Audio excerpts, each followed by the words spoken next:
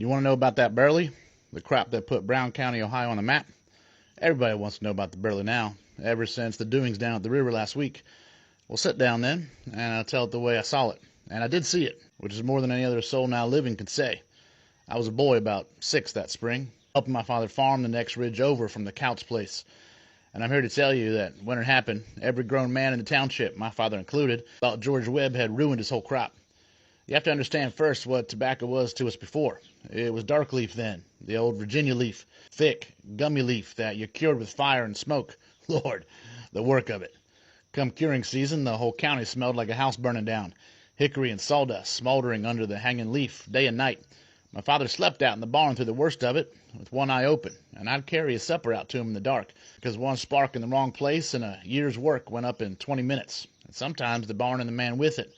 The leaf came out near black, strong enough to make a boy's eyes water across the room, and it fetched middling money down in Cincinnati, if it fetched anything at all.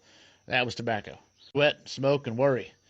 Now, spring of '64, that's 1864 to you young'uns, the Civil War was still on. You'd hear it sometimes, the old folks claimed, a far-off grumbling down the river when the wind lay right, and half the young men of the county were going off to it.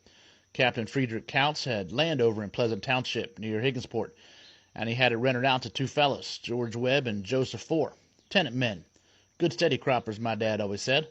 That spring, Webb and Four found themselves short of seed, so they sent some men across the river, rode over to the Kentucky side, to Bracken County, Augusta way, where a man let them have some of his tobacco seed, ordinary Bracken County seed as far as anybody knew, and they rode it home in a coat pocket. You could hold a fortune of tobacco seed in a thimble. Nobody knew they were holding such a fortune yet. They burned their plant beds the usual way. You'd smell it all over the township in March, that sweet bitter smoke of the old bed burning, done to kill the weed seed in the ground. To this day that smell puts me back. And they sowed the Kentucky seed and covered the beds and waited on the weather just like the rest of us. And when those seedlings came up, they came up wrong. We heard about it before we saw it, the way you hear about everything in this county, down at the general store. Pale, folks said, sickly, white as a potato sprout growing in a cellar. Webb and Four stood over those beds, and I'm told their hearts about quit on them. A whole bed of yellow-white plants where good green tobacco ought to be. My father rode over to look, like half the township did, and came home shaking his head, and I remember his very words at our supper table. Plow it under, boys. That seed's no account. Every sensible man said the same. Here's a part I want you to mark, because this is where the whole story turns. They set them out anyway, whether it was stubbornness or curiosity, or just that seed was dear in wartime and a man plants what he has. They took those pale cream-colored seedlings out of the bed and set them in the field dirt like they were proper plants. And the plants didn't die. They grew. Great broad leaves, thinner than the old dark leaf, and every one of them that strange color, white shading to yellow, to pale green gold, standing in the field like rows of ghosts among everybody else's honest dark tobacco.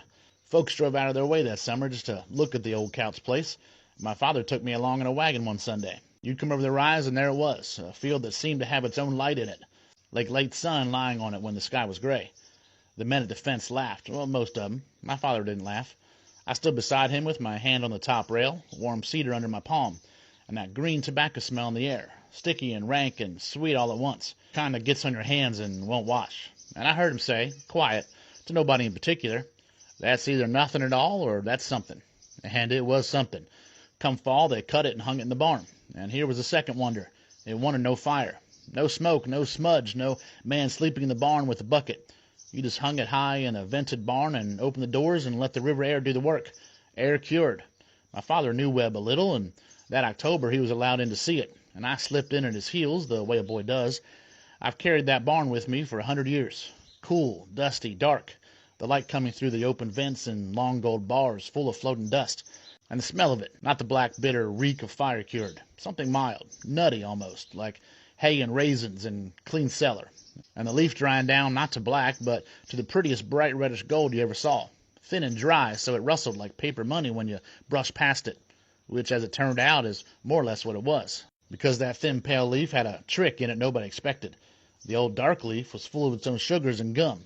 This new leaf was lean, dry, hungry, and it would drink. Sweetenings, licorice, flavorings. The manufacturers found that White Burley soaked up whatever they put to, like a biscuit soaks up gravy, and it burned slow and smoked mild, and the plug tobacco men and later the cigarette men fell onto it like hogs on shelled corn. By '66, Webb had a crop of 20,000 pounds off that ground, and it took top dollar at Cincinnati.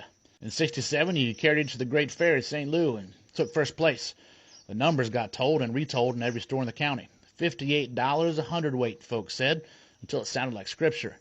I was 9 or so by then, old enough to notice that men who had laughed at the ghost field 2 summers before were rowing across to Bracken County themselves. They were begging seed.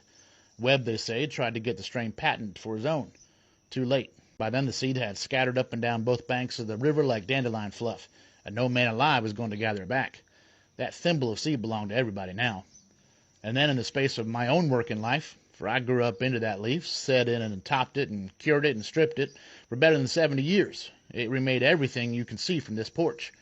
It remade the county first. Every bottom, every ridge that would grow a weed went to Burley. 2 barns went up with vent doors down the sides. You could tell a Burley barn at a mile. In November, the wagons stood in line at the Ripley warehouses, and later the trucks did. And the auction men came. If you've never heard a tobacco auctioneer sell a basket of Burley, I can't make the sound for you. A river of words run together, quick as water over rocks, with the buyers walking the rows pulling hands of leaf, and the farmer standing back with his heart in his mouth. I stood there myself 60-odd Novembers running, because in that half a minute of gibberish was my taxes, or my shoes for my children, that auction floor smell, cured leaf by the ton, sweet and heavy, a smell you could lean on. That was the smell of money in this county my whole life long. Ripley wasn't just the abolition town anymore. Ripley was also a tobacco town. But it went so far past us, the seed jumped the river and ran south and never stopped, through Bracken and Mason, into the central bluegrass, down into Tennessee, up the creeks and hollers of the mountains. And here's why it mattered so in the hill country, in Appalachia. Burley suited the small man. It didn't need bottom land by the 100 acres like corn or cotton. It didn't need firewood by the cord like the old Virginia leaf. A family on a steep little mountain farm, 3 acres of it, 2, maybe even 1 acre, could raise Burley with their own hands and their own children, hanging in their own barn, and come winter turned into the only cash money that place would see all year. 1 acre of that pale leaf was worth more than 10 of corn. Generations of hill families from Ohio down through Kentucky and Tennessee and into the Carolinas and even Virginia. Tobacco was the mortgage payment, the doctor bill, the Christmas gift. Whole counties squared their year to it. Beds burned in March, setting in May, topping and suckering through the sweat of August, cutting in September, stripping in the cold of the year with the whole family around the stripping room stove, and then the ride to the warehouse floor. Kentucky rode that leaf to the top of the whole nation's tobacco crop by the 1880s, ahead of old Virginia herself, and Cincinnati grew fat as the market town for all of it. The steamboats, and after them the railroads, hauling Brown County's discovery out to the world. And I won't tell you it was all a blessing. Money that big draws trouble that big. There came a time when I was a grown man with children of my own early in this century, when the big buyers ganged together to starve the price down, and the growers ganged back, the pool, the cooperative.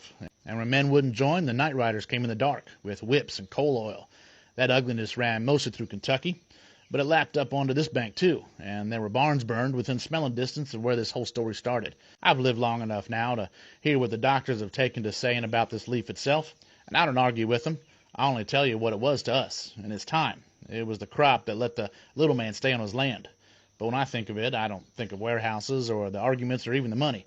I think of 2 renters standing over a seed bed in the spring of 1864, looking at a bed full of pale, wrong-colored sprouts that every sensible man, my own father among them, told them to destroy, and setting them out anyway.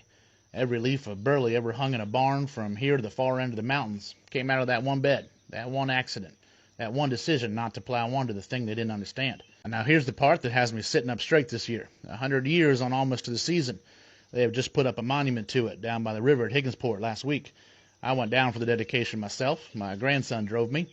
It took a lot of help to get this old body there, but I was determined to go.